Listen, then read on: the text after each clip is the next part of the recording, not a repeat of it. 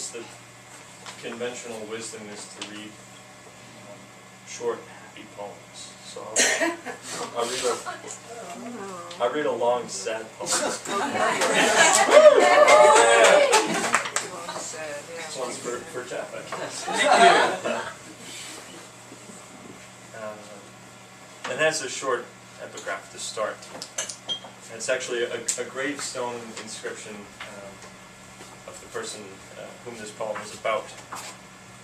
And the inscription is, "Blacksmith and strongman of the Mother Lode, 1902 to 1937, when he began a 20-year career with Barnum Bailey Circus, featured internationally as the world's strongest and most tattooed man."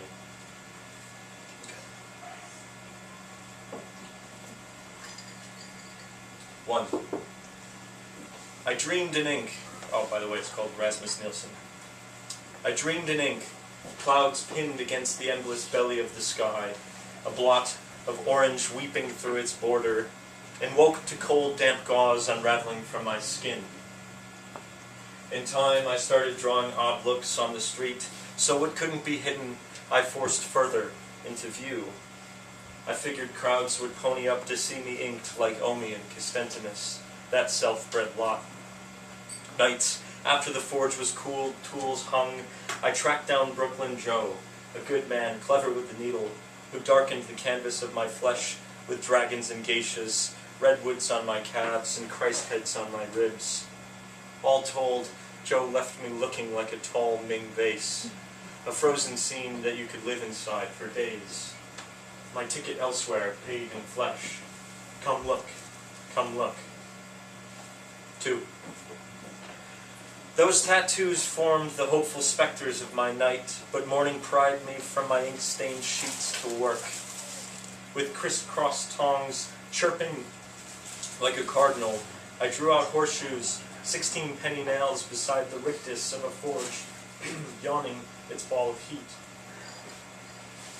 Lump coke glowing and pulsing in that shallow gullet. Excuse me. Working both sledge and chisel, I had no striker, preferred to work alone. Damp leather gloves, the ceaseless ping of hammer and anvil, these are the things I can't forget even now, not that I hear the whisper of regret. All that I made from broken springs, discarded chain links, rough and rusted and thick as from the docks of Sonderborg, are out there still, and I take comfort knowing that somewhere a horse presses its shod hooves into mud.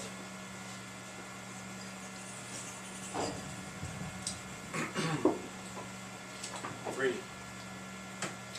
But curiosity is a fickle child, and inked men fell from high wonder when the crowds thinned, wanting more.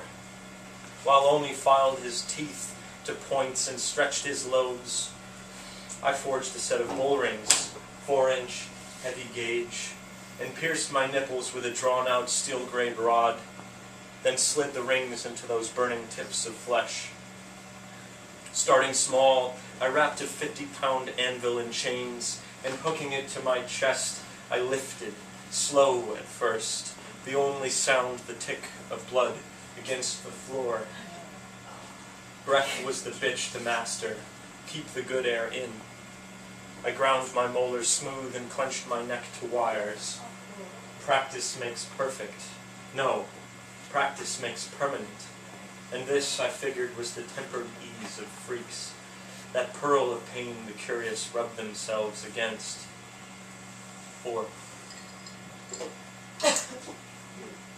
I worked the auditorium, then joined the Ringlings sideshow, that mobile hall of lesser gods and muses.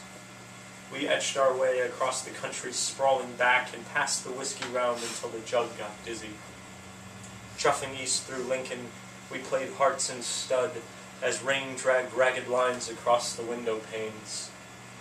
Near Dallas, the giantess pulled aces on my jacks. The town's changed faces, but the people stayed the same. By July of 1944, a permanence. Breasts dangled from my unseen muscle, Tiresias-like, and the loosed-up piercings swung like cowbells when I walked. With jagged bits of swarf still clinging to my boot soles, I lifted, for a drop-jawed crowd. You'd call it art if it were yours, this painting with a shifting frame. 5. In Hartford, I woke early to a reveille of smell. Elephant shit and roughnecks boiling coffee, day-old stuff, squatting in the long light of morning or pissing opposite the tracks that brought us there. Soon vendors trundled in their franks and orangeade, the sunlight glinting hard against their silver carts. Hours later came the folks who looked to patch the war with the exotic, stuffing their faces with cotton candy and grinning like Cheshires, their little fists full of balloons. There, several gawked as I prepared my act. One child screamed like a steam whistle, then hid in Mama's skirts. I hooked the chain-linked anvil to my breasts, then heaved, arms spread for balance like an umpire calling safe. Attraction curdled with disgust, like yin and yang. 6. Frida spoke politely from her leather school, smart in a lace-trimmed velvet dress. Some folks looked on as if her limblessness might lead them to a sacred pity, but she looked back more mystified than those who frowned. Pen pressed between her chin and shoulder, Frida signed "Best Wishes" on her portrait with a master's ease. That girl could thread a needle with just tongue and teeth. Looking at my hands, those knuckles fat as chestnuts, I thought of Frida from my platform. But it's here that memory goes dim. The Stars and Stripes Forever kicked up from the bandstand, allegro, perfect, loud. Some must have screamed. They always did. A minor hitch, I figured, but as the band piled verse on added verse, disaster crackled through the hope of false alarm. 7. We gathered outside the big top. There, the sad-faced clowns, frowning as if always braced for tragedy, grew into humans as the paint drooled off their faces. One woman dumbly clutched an infant, charred and blebbed, hair weeping off in wet clumps as she stroked its head. A gust sent flames unfurling east, the band still roaring while the canvas folded, gentle as a swan's wing lowering on those below. Air heaved out like a fevered sigh. The greatest show on earth, the marquee read, untouched. And who could doubt the claim? It all seemed choreographed.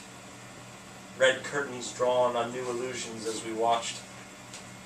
Coke bottles melted into miniature lakes and streams, those bits of brightness that my mind will never lift. The act forged into blackened slag. We couldn't look away.